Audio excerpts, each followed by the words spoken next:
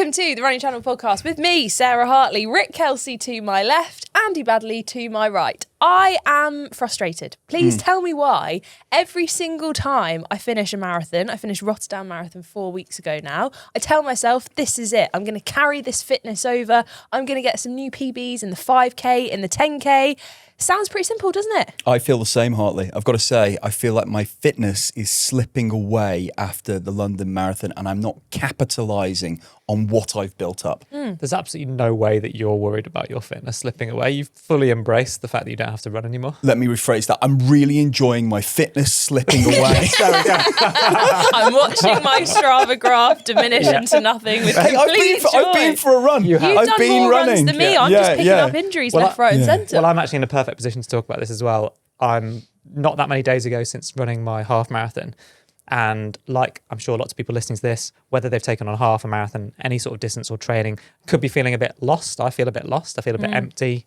The kind of post-race blues are real. But we want to talk about how you can actually grab the bull by the horns sensibly and then crack on and do something new and different and feel the appeal of a new goal. Yeah, what I'm taking from this is we're all tired, broken, shattered, a little bit Which I think reflects a lot of people at the moment. Yeah, and absolutely clueless. Yeah. So this is going to be a good episode. Let's get into it. Paul, how are you with 17-hour flights? Yeah, so to let you guys a little bit behind the curtain, we are recording this and we are imminently about to step on a plane to fly to Argentina to take the podcast on tour, and that's where next week's episode will be coming to you from. Yes, from Buenos Aires, which is really exciting. We are genuinely excited because we're meeting some cool people out there. Rick's already lined up a spa for us. The spa looks phenomenal. Yeah. What was their motto? They had this really good motto, this spa. Only Rick would investigate the motto of the spa. I found it. Cold awakens, heat softens, stillness grounds. Isn't that great? How did you... I mean, we did look for it, but I mean, you know, we're in Argentina for 2 days. I'm going to a spa. Amazing. Great. I'm all in. Were you just about to say, how did you find it? Yeah. Even though Andy just lovely teed you up and said you'd found it. Yeah. This is what happens, guys. Do you know just what? to let you know. Do you know what? Rick, this is what happens here. Rick takes the credit for everything and does nothing. Yeah, it was actually our lovely fixer called Toby. We haven't really explained what we're doing in Argentina. We are taking part in On Squad Race. So it's a race that's taking part in loads of cities all over the world. And we're starting our tour with Buenos Aires and Argentina. So we get to meet loads of lovely local runners, the different running groups and teams. We're going to take part ourselves as a team. So it's a team of 4, 2 men, 2 women. One of us is not running. I think that's right, isn't it? Rick? I'm running. I'm not running. I'm actually really disappointed. Why aren't I running? Because we're going to take it in turns throughout the series to take part. Yeah, you're coming on a 5K the day before though with Owen's best mate. One of my favourite things about running is Fede. racing in car parks because I found out I'm actually quite good at it. Well, there's still time to swap around. All right. We just thought whoever's not running has to interview other runners. And we thought, that's fine. Award-winning broadcast Well, journalist thank you. Rick Thank Kelsey you. might be slightly better than I'll Andy. be much. What? That's harsh. So that's what we're doing, Yeah. which is really cool. I can't wait to get out there, but the flight I am dreading slightly. Well, I'm just hoping I don't have to sit next to you. You won't.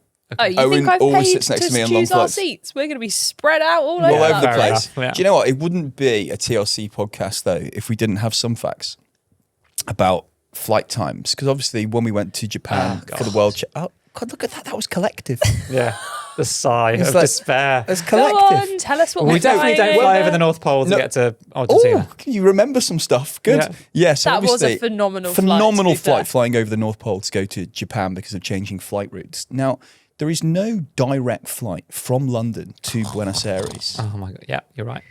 However, there is a plane that you can get on from London that goes to Buenos Aires with a stop. That's the one we're on, right? And that's the one we're on. So the flight, 17 hours, goes from London to Rio. Yeah. It then stops for 90 minutes, lets a few people on, lets a few people off. Yeah. Has a half clean, not a full clean. No. Yeah. You're quite Rick's upset quite about, you're quite upset about the lack of full clean. aren't You could just go into the terminal area, Yeah. but not into the full terminal area. Then you get back on the plane and you do another 90-minute hop over to Buenos Aires. Excellent. Look how happy. Look at his smug little face. Is that it? That it? Like, you just teed him up as award-winning journalist Rick Kelsey, and then he's just come out with that drivel. That, like, what do you mean drivel? So boring. No, that's not. That's We're really. I think that's really podcast. Yeah, people know how planes work. Yeah, but most people think, oh, how do I get to Buenos Aires? No, I don't think they do. I don't think anyone's listening to this. I don't think anyone was thinking, how do I get to Well, I think it's really interesting that anyway. Oh, guys. Well, this is why I need this episode, because I think I did too much too soon. So based off of what we talked about last week, which was kind of doing the reverse taper, I've had to restart my reverse taper a few times. And what I'm taking this opportunity to do is sort out all of the like little problems that I had build up during my marathon training block, which I kind of just... I thought you just meant life problems, like Rick. Oh, yeah. Well, that too. I'm a life I think problem. They're going to take longer You're our to biggest fix. life problem, mate. We tried to let me start this just- podcast 5 times this morning, but you had to take 15 different phone calls, didn't you? That was so funny. Surveys, yeah. Don't Google me in houses. But yeah, so I've gone to see a physio because I had problems with my back. Yes. Have I talked about that already? Probably. My Well, you back. could barely walk during the London Marathon weekend. Yeah, good Because time. sitting in the podcast chair for 45 minutes Yeah, I think was too it's- much for you. I think it's these chairs. But anyway, I'm not even 28 yet. What am I going to be like when I'm your guys' age? Oh, good. I just managed to get a seat next to you on the flight. So I've gone to see a physio for my back. I think I'm going to go back and really get my foot sorted out because I've had some... Your foot now? Yeah. Are you falling apart? I've had like some kind of like plantar fasciitis in my foot for Are you going to be able to ages. walk down the aisle? Honestly, this rate, who knows? I've got till November for that. Oh, yeah, but do you know I've what never I was... seen you wear. Are you wearing like high heels? Yeah. High And heels. Andy there paused. He Are you thought, wearing oh, is this appropriate? high Yeah, I heels? was like, You literally paused there I was to like, see if what's that the was word? I appropriate. just thought you couldn't remember the word Stiletto? for heels. Stiletto?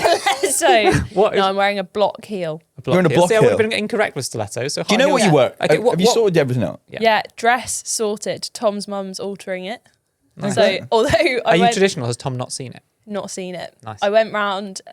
Tom's mum is an incredible seamstress, so I went round to her Convenient. house to like try the dress on, sort out all the bits that we needed like taking up a little bit Yeah. with the heels on, and we tried it on, put pins in it, everything, and then took it all off, and it comes in like lots of different boxes. So we were like neatly packing it all away, and then in the box because you have an underskirt in a dress, we found a hoop in the box. So we basically tried this whole dress on. We hadn't put the hoop in the underskirt, so I'm going to have to go back and do it again because we were like, the can't hoop be that gives bothered it to shape? put it. Yeah. But Got it. it has so much shape anyway that we just didn't realise we didn't have the hoop in. So it's going well.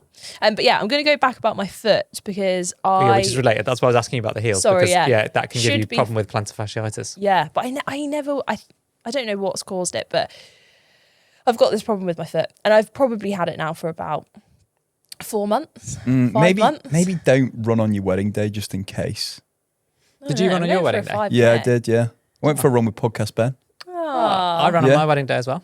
Yeah, Yeah. I'm going On for my a own. run. I'm going to go for a little trail run because our venue. That's what I did. Right out in the Trail run in the countryside. middle of Oxfordshire. And will that be Yeah. just be you or with like Well, bridesmaids or your... I'm going to drag everyone who will come. Okay. But not including Tom, I assume. Are you No. doing, if you're being traditional about the dress, you're probably not seeing Separate, each yeah. other on the wedding day. Will he go for? No, he won't go for a run. Well, so he was adamant that we both shouldn't go for a run, and I was like, okay, you do you. I will be on my own on the Well, in morning. case you fall so I'm over, going in for case a you have run. an accident. That's what I was thinking about when I was running. Really? I was basically running like I was, in the army, just lifting my knees so high. That's true. I hadn't thought about that. No, I think he was just like. I think we all know Tom. He's not a lover of Running. running. It's very yeah, much full type stop. 2 fun for him. So he was like, on the happiest day of my life, I'm not going for a run. Right.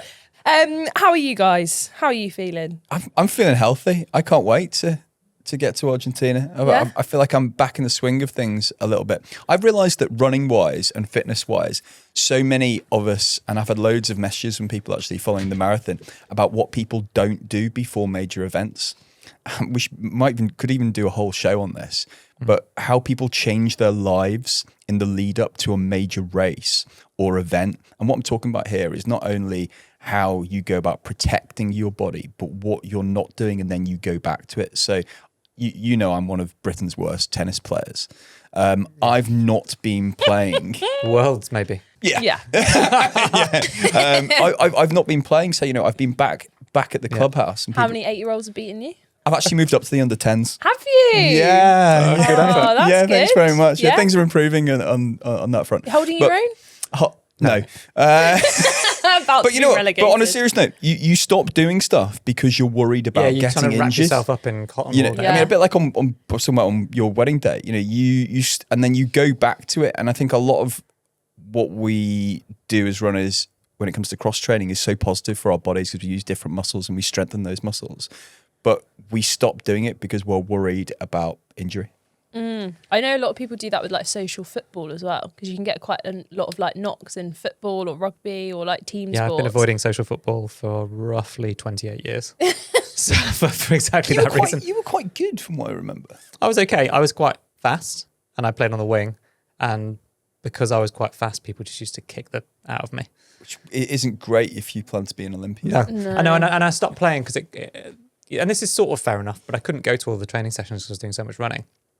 And then the team, I remember vividly having the conversation with the coaches. They're like, if you don't come to fitness training, you can't play. I was like, I really don't need to come to fitness training. Of all of the things that I don't need to come to, it's that.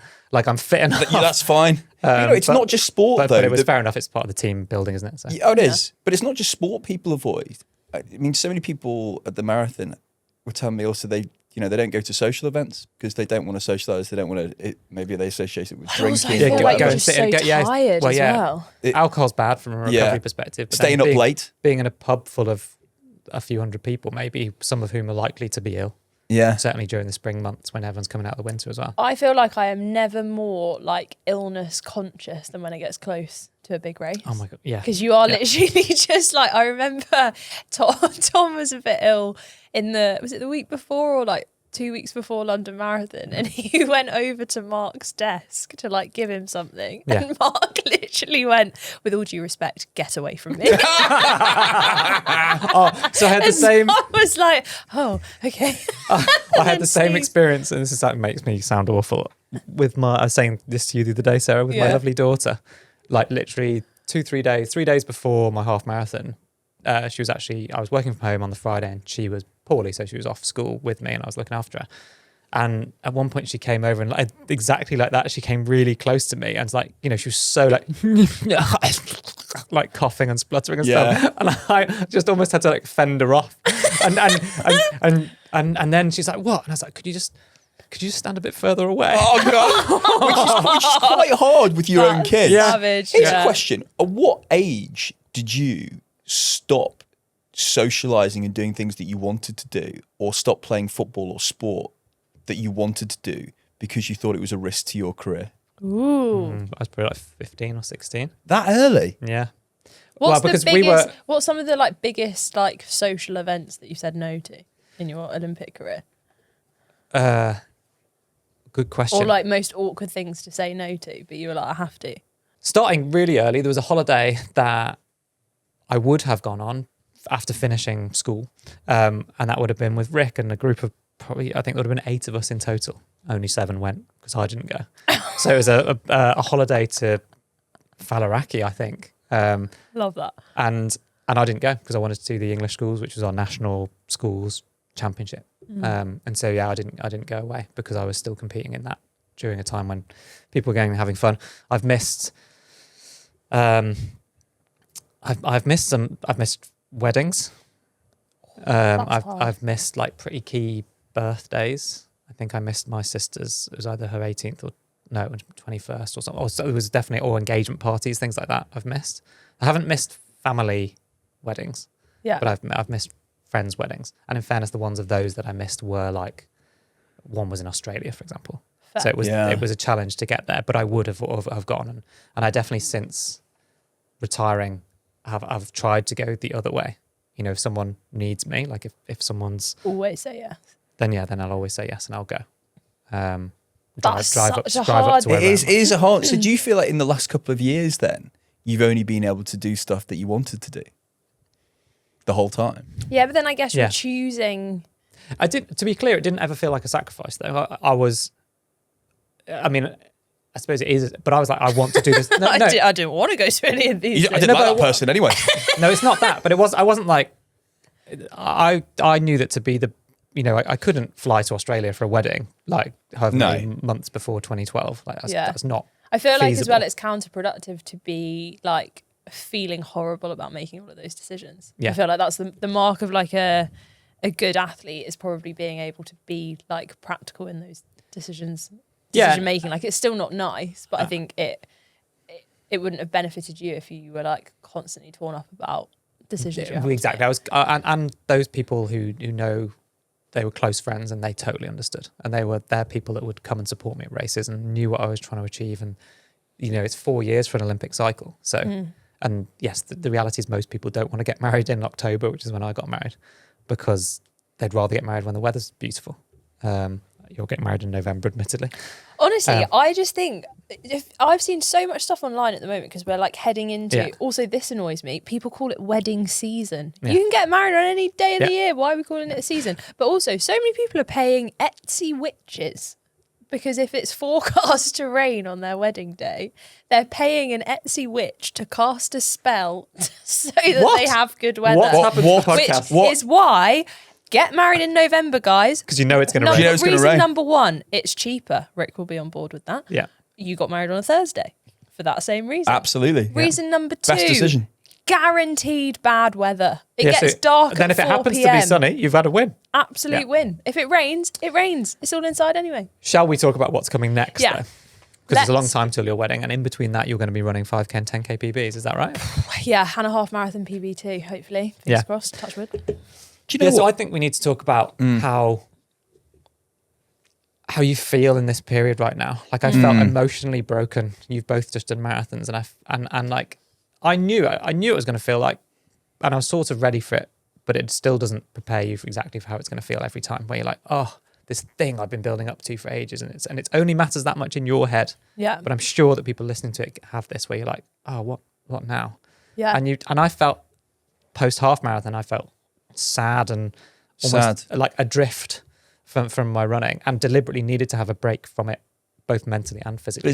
But is that not natural, because it's taken up so much of your life over 3 months, and you've also had structure, haven't you? So your structure has been a training plan that's looked like 3 runs a week, 4 runs a week, and this is what you do on certain days. So you normally get up on a Tuesday and you do this. You do a track session. You go on a Thursday, you'll do a long run session. Yeah, and you've lost that routine. And you've lost that routine. So all of a sudden, on a positive side, the world's your oyster.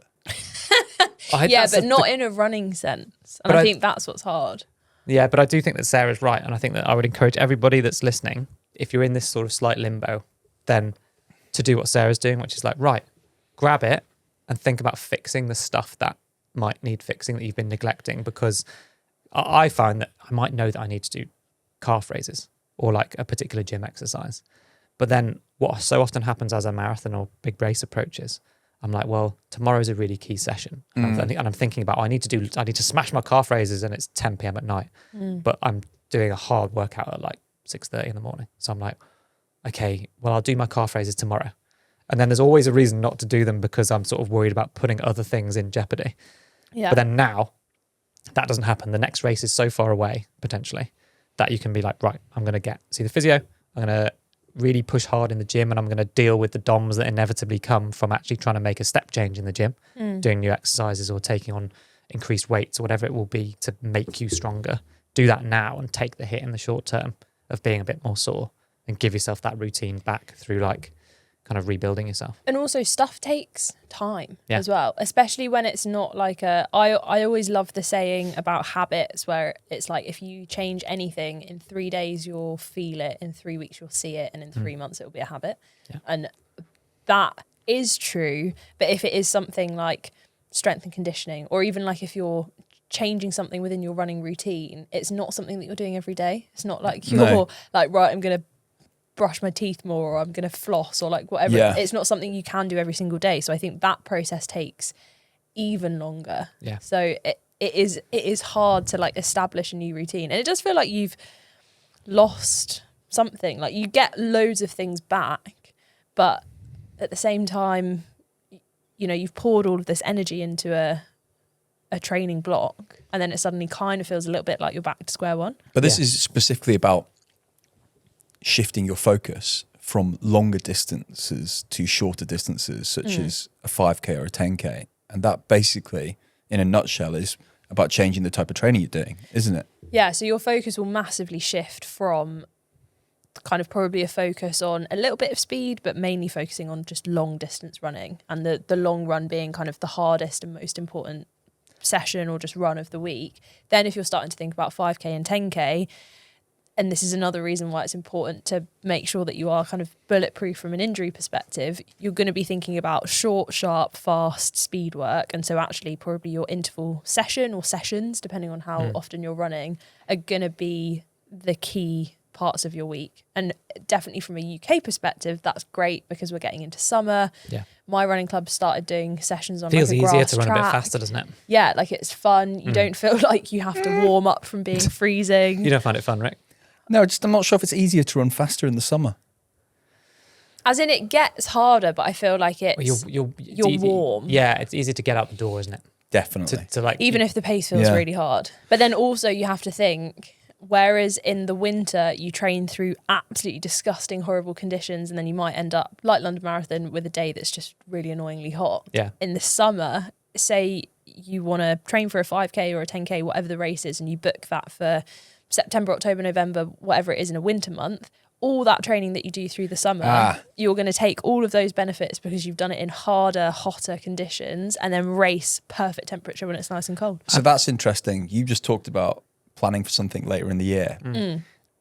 For completely dedicated, structured build to peak for a 5 or 10K from scratch, you should ideally allow yourself 3 months.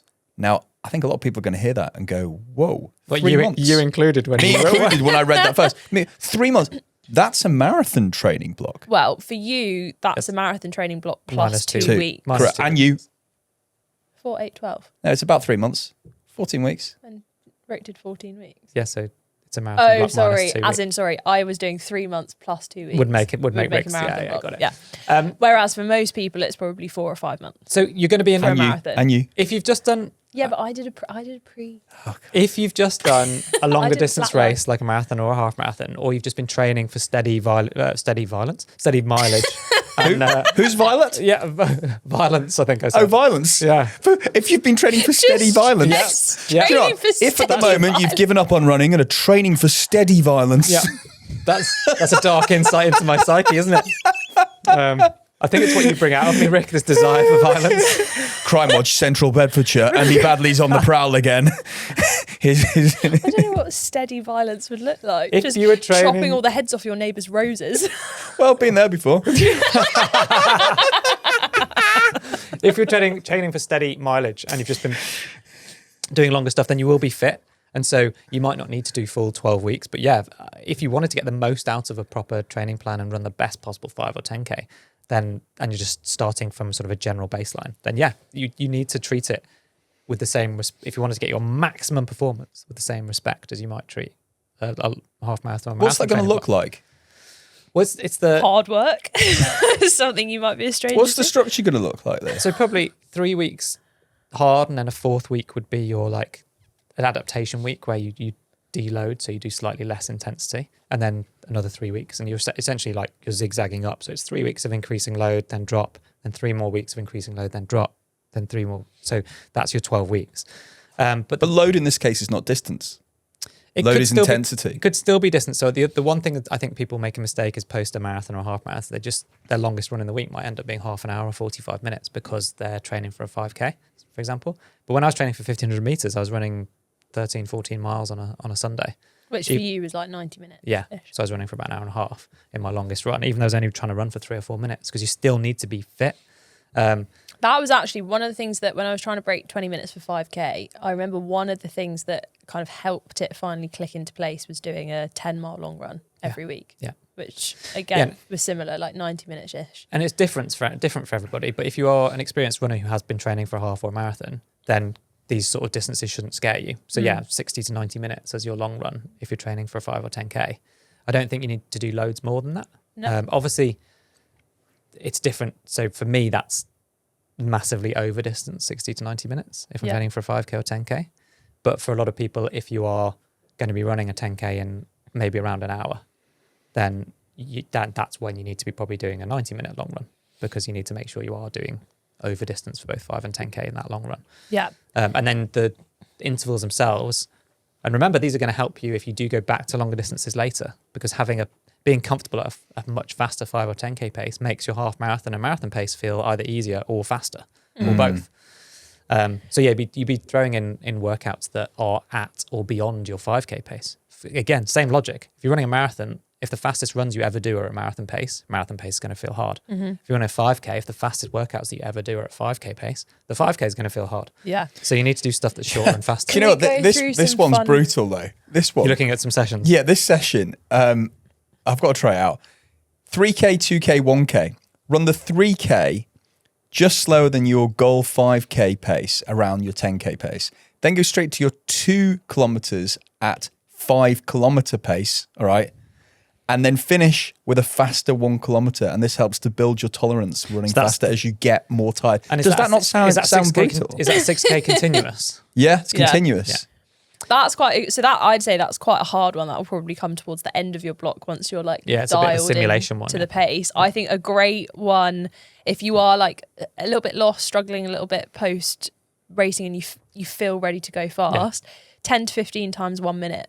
Yes. I think that is such a fun one because it's very, very rare that you do reps. That I do reps that are that short. Yeah. And the thing with that one is to try and get as consistent as you can with those 1 minutes. Yeah, you don't want your graph to look 1 minute jog or walk in between. Yeah. And you kind of want all of those 1 minutes to be as consistent as possible. So it's quite a fun one to come back to and see like, okay, can I push the pace a little bit more and keep that solid for 10 to 15 reps? Yeah. And that's, you can take that onto the track and do the same number, but I'd say a bit less. So 8 to 12 times 1 lap of the track, 8 to 12 times 400 meters. You can do K reps. They're your classic kind of training for anything from 5 to 10K. And I would be saying at the lower end, you could do 5K reps, but you could go up to say doing 8 or 10. But you obviously need to adjust the pace accordingly and keeping the recovery relatively minimal. So it's a sort of session that you could repeat. So regardless of how many reps you're doing, you might start with 90 seconds recovery and end up, when you repeat it in another 4 weeks, you might only do it off a minute's recovery. Yeah. And then if you can maintain the same pace as you could 4 weeks ago with 30 seconds less recovery, and that shows how much fitter you're getting. I think the key with 5K and 10K is like really, really revising the pace that you want to run. I think sometimes with marathons or even half marathons, you can kind of just get really fit and then kind of see where you end up with the pace on the day. Yeah. Whereas I think 5K for me, the thing that's made the biggest difference is just without even needing to look at my watch, I know whether I'm running the pace or not. Yeah, you need to get to feel how hard it is as well. Yeah. Because you don't get much chance in a 5K to settle into the pace. You just got to go bang, straight out. And you don't want to overcook it by 5 seconds a kilometre in that first K, because that's actually quite a lot. Yeah. So I don't know whether you know yours, Sarah, but right now I'd be pretty dialed into exactly what my paces are. And so yes, I know these are going to be potentially not that relatable to other people, but hopefully it shows you how important it is not to be 5 or 10 seconds too fast or too slow per kilometre pace on a rep, because that changes the emphasis altogether. So for me, I think my 5K pace is probably around 3:10 per kilometre. Yeah. My 10K pace is around 3:20 per kilometre. So it's only 10 seconds difference. Oh, so you've got to and be then my so half dialed marathon in. pace is 3:30 per kilometre. So that's only 10 seconds again. And then marathon pace does a bit more of a jump for me. That's probably like 3:55, 4 minutes per kilometre. How many times are you looking at your watch? So I do think that one skill that I have from the pro career is knowing the feel of the pace. So I will look at my watch. I can feel it within a minute. The first 20 seconds of an effort, I'll watch it. I'll look at it. And then I can probably, as long as then I'll adjust based on what I see. And then I might look at it again once. But then I probably feel like I'm pretty dialed into that to pace. have that skill, Sarah. But I think that is something, that's probably why you need that block that is like 3 months long, because what should happen in that block is, number one, you know when you're running that pace. And number two, if you say you do that 5 by a kilometre workout, in the first few weeks, if you did that workout, the K reps would feel really quite hard. And then by the end of your training block, you should be able to do that workout and feel relatively confident that if you strip those recoveries away, you'll be able to do it. I think the thing to remember as well, though, is it's not as dramatic, but you probably still will get a little bit of a taper in a 5K, 10K block. So it's likewise with a marathon, when you do your longest run, it will feel hard, but you've done that on tired legs. Same with like any of your interval sessions, you're doing that on tired legs. So then when you get to race day, you will feel a little bit fresher. So there's a reason that you've got those recoveries in the interval sessions. Yeah, absolutely. And then to finish, I think that the key for me is that you want a variety of paces. So if you're training to run a fast 5K, don't just run at 5K pace. If you're training to run at 10K, don't just run at 10K pace. Mm-hmm. And you can even mix it up within individual workouts. It's quite a nice way of really feeling like you can dial it in. The track is the easiest place by far to dial into a specific pace because you have complete control of it. It's flat, you know exactly the right distance. You're not reliant on GPS. Like that's where you can get the most honest feel for it. But otherwise, marking something out on a road or using your watch is the next best thing. And then even if you were doing like one of my favorite and toughest workouts I've ever done was 4x2K. And that's 8K of hard running with recoveries in between. But you can use this for either 5 or 10K training because it's kind of a bit of an in-between workout. Like it's an over distance for 5K. And Andy, my coach, would always have me do really varied times within those. So like the first and third 2K effort, which is 5 laps of the track, would be at a solid, consistent 10K pace. And then the other 2 reps, the second and the fourth one, he might mix it up. So every lap of the track, it would be alternating between 5K and 10K pace. And then on the final one, we'd start at 10K pace and every lap I had to get faster. Oof. And so then by the end, I'm running at like much, much quicker pace, like maybe even close to 1500 meter pace by the end. And then that gives you, we've got one workout. Well, you've done a bit of everything. Yeah. Loads of different paces. Yeah. I was just going to say as well, don't forget easy running, recovery running. You might be running less overall volume. You might be running fewer runs, whatever, but do not forget to run nice and easy. And the majority of your mileage should still be nice and easy too. Yeah. And if you're diving into this stuff off the back of longer, slower stuff, then the first time you do something a bit quicker, don't go crazy. Don't throw yourself into like an all out sprint or anything like that, because then just the soreness is going to be overwhelming.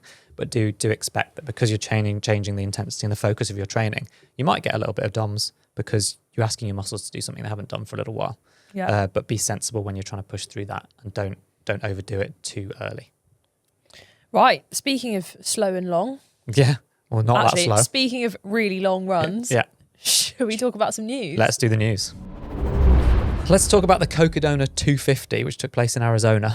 Yeah, so Rachel Ontrakin has made ultramarathon history by winning the Cocodona 250 as the first woman in a field of both men and women. So she won it outright. She beat all of the men in the field. Have you seen the time? It's unbelievable. So 58 hours. 56 hours. 56 hours. Sorry. 9 minutes, 48 seconds. But what, 250 miles? 253 miles, I think. They just call it the 250. Oh, they always do that in trail races. Yeah, I know. It's they're so the masters of understatement. And then she called it her best day ever. I mean, really? Yeah. Best days. Yeah. I mean, yeah, that's what, how I can't even quite quickly do the maths. 56. Obviously, that's more than 2 full days of running. So it's 2 full days and nights. And I think I saw that she slept like 3 times, 5 minutes, 7 minutes, and 7 minutes or something crazy. Really? Is that what it was? Yeah, like little naps, trail And it's side. not flat. It takes place in central Arizona and it runs south to north in the mountains. And then, like you said, the name undersells it. This goes up and down. The course ranges from 2,000 feet to 9,000 feet. That's crazy. This is not the first time that an incredibly talented woman has beaten an incredibly talented field of men in ultra distances. And there were some studies into this. I guess the whether or not females' physiology potentially and genetic potential and so on comes into its own in the longer races and means that there's this opportunity for women to compete against men. And when it becomes so much more, it's obviously incredibly physical, but the idea of doing that for 56 hours, the mental strength to do it for 56 hours is crazy. And yes, I think Jasmine Paris became really famous for being the first female finisher at the Barkley Marathons, but she wasn't first overall, but she had won a mixed race. So she'd won an incredible trail race, the Spine race, where she was the first finisher overall as well, beating all the men. Yeah. So I love this conversation because I think it's fascinating and it's inspiring and also mental. Because I can't get my head around it, how people can do that 250 miles. A lot of these people, though, their personalities are so calm and tapered. What I mean by that is... Oh, yeah, Jasmine Paris is so shy, right? they're not fussed or bothered by dramatic peaks and troughs that happen in their lives. Yeah, they're just very, very level. Yeah, when we met Jasmine Paris and she came into the store to chat to us on the show, she was just so calm. Yeah. And I think she's a vet in real life, but just very measured and so diligent as well. And I feel like we can all learn something from these phenomenal athletes. Like the Rachel just the fortitude of it. Yeah, Rachel did an interview. I don't know how soon after it was because she was literally speaking so well, but she was saying they were asking her about mantras that she'd used during this 250 mile race. Mantras, yeah. Well, she was just saying that like the whole time she was just asking herself like, why not me? And I think that's such a good question. That's such a powerful thing to like take into a run. Like if you are aiming for a PB, or if you're aiming to finish something for the first time, or if you are like being competitive in a race, like why not you? Why couldn't that be your Why not day? me is really lovely. Yeah. Wow. And it is this news story is incredibly positive, but also that event is very challenging, and so it is worth mentioning that to our knowledge, I think that someone actually died on. Who was taking part. I don't have all of the details, but our thoughts are with them, obviously. Yeah, there was a medical emergency during the event. Like the longer races are so incredibly challenging, and so love to that runner's family. Yeah. Right, questions. So Owen picked this question. Do you know why he picked it? It's from Wales. Yes, that's right. Cardiff specifically. Yeah. He's so excited. Look at that! Like he just did a proper fist about pump. Wales. He's rubbing his hands together. So this is from Alice, and she's got a question based on a running challenge that she's currently doing. She says, I'm racing every flat race distance in memory of my childhood sprints coach, Dave Hawthorne, who was part of Cardiff Athletics. He was an incredible coach. I've never met anyone so passionate for athletics, and he aimed to pass on that lifelong love of sport. He was an incredibly kind, caring man and a valued member of the athletics community, going above and beyond for all his athletes. For the challenge last year, I raced 60 metres, 100 metres, 200, 300, 400, 600, 800, 1K, 1500, 1 mile, 3K, 5K, 4 miles, 5 miles, 10K, 10 miles, and a half marathon in 6 months. Wow. It's been tough. And so far, I found the 400 metres to be the hardest distance. But my question is, if you had 6 months to train for and race any distance, hypothetically with a world-class coach, and the guarantee you wouldn't get injured, would you race a distance you're used to racing, or would you take the opportunity to try another event? Great question. That is a really good question. And like, I just think that the sentiment and the memory of someone, in this case, Dave Hawthorne, part of Cardiff Athletics, makes me think of all of my coaches and teachers and people that have given up their time for free to give me the love of running that I have. So I'm going to give a mention to the memory of Dave Jeffs, who was my coach when I was all the way through from 11 to 18, who's sadly no longer with us. So same sort of sentiment. Yeah, top guy. Yeah, exactly. Yeah, I don't know. The key here, it's cool that you've got the access to the world-class coach and a guarantee that you wouldn't get injured, because that was going to be my thing. Do you know, what are you going to say? I would say either 5 miles or 10 miles or 20 miles. Interesting. I'll tell you for why.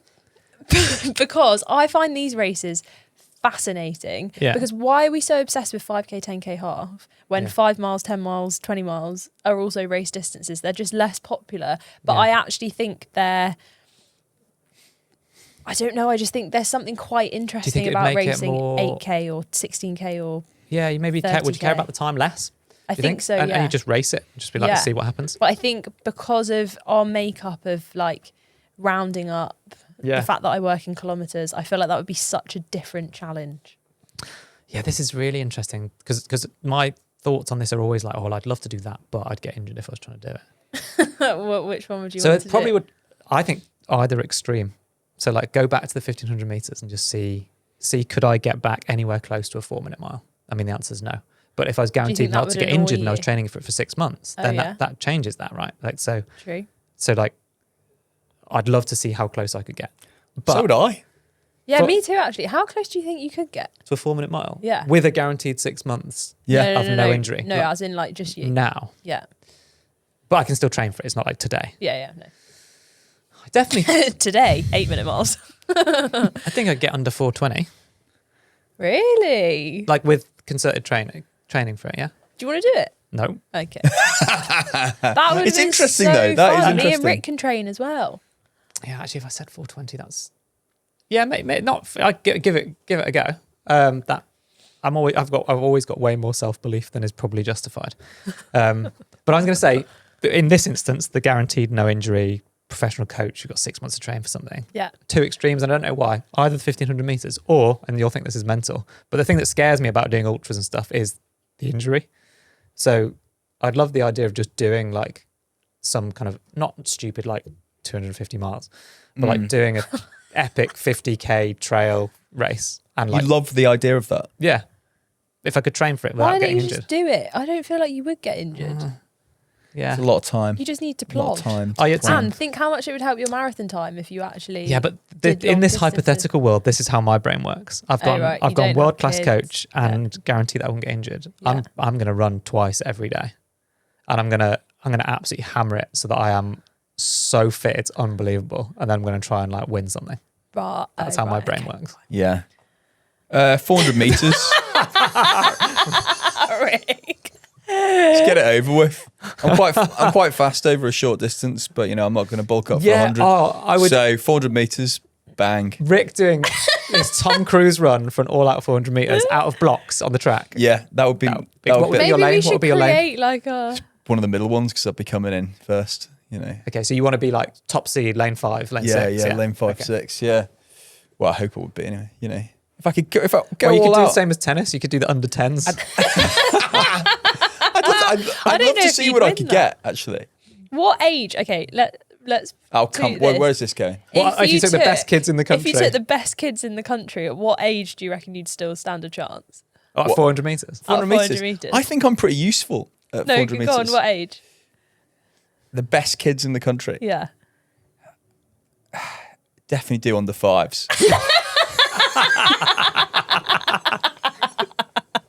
Unless one of them didn't trip up. Yeah, that's because after 50 meters, they've all just stopped to build a sandcastle in the long jump pit. Oh, wow. Right. Well, I don't know if we answered you. Yeah, we did. Yeah. You go. Okay. Yeah. Fine. We'll see you next week. That's up for. That's it. Yeah, we'll let you know what That's happens in Argentina. Yeah, we'll let you know. Stay tuned. Can't wait. Hopefully Yeah. we make it. If we survive each other's company on that flight. Yeah, that's the problem. Yeah. Bye. Bye. Bye.